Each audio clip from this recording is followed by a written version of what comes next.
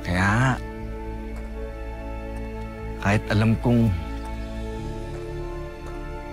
mahihirapan ng mga anak ko, nang malaman nila na may sakit ako, kinailangan ko sabihin ang katotohanan. Siguro nga, ang laki ng pagkukulang ko kay Oka upang magampanan na maging isang mabuting ama. Tay,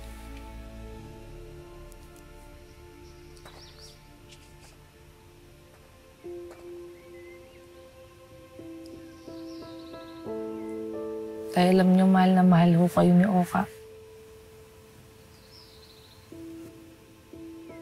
Sorry po pala.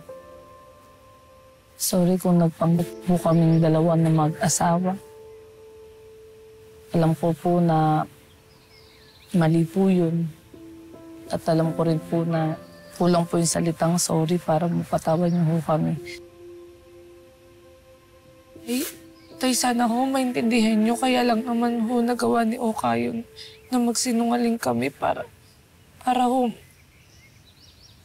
huwag kayong mag-alala eh. Kasi pag nalaman niyo pong may katuwang siya, sigurado ho siya na magiging masaya ho kayo. Ganun ho kasi siya klaseng tao eh. Inuuna niya po yung kapakanan ng iba.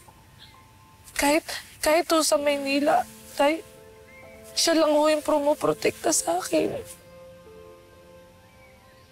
Kaya hindi po siya masamang tao. Hindi po siya masamang tao para lokohin lang po kayo, para lang sa pera, para lang po sa pamana. Tay, sorry po.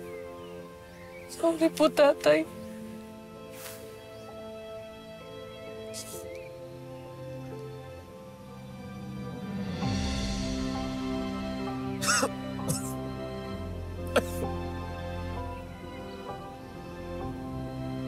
Salamat, Iya. Paliwanagan mo ko.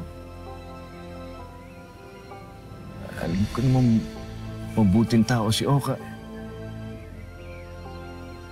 Mali man yung ginawa niya, pero maganda naman yung intensyon niya para mapasaya ako. Salamat. Wala po yun. Tay, sorry po talaga.